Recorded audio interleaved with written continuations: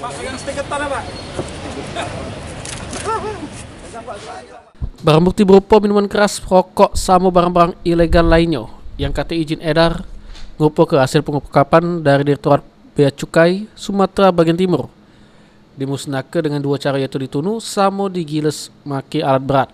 Dinilai dari barang bukti yang dimusnahkan ini sebanyak 70 miliar rupiah yang menurut potensi kerugian yang alami negara sebesar 20 miliar rupiah.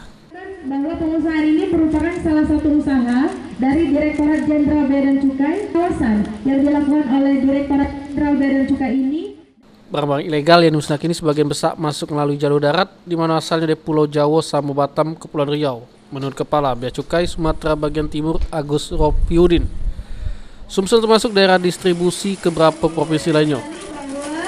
MMA yang dimusnahkan pada hari ini 1,08 miliar rupiah dengan potensi kerugian pemerintah, sehingga diharapkan dengan kegiatan pengawasan yang dilakukan oleh media dan wartawan untuk dapat mewawancarai.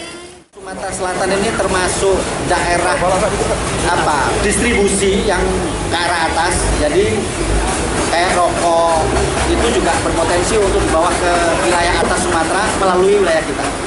Jadi wilayah distribusi di Sumatera Selatan. Atau udara atau laut, Pak?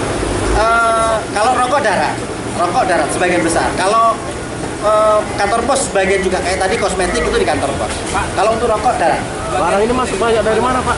Kenapa? Bagian dari mana? Barang-barang ini sebagian dari Jawa Timur, ada sebagian dari Batam. Pemusnahan barang bukti ini dilakukan oleh Bea Cukai Sumatera Bagian Timur sebagai upaya perlindungan ke masyarakat sama industri dalam negeri guna mematuhi ketentuan dari pemerintah sama mengejut perlindungan sama masyarakat supaya tidak maki barang-barang ilegal.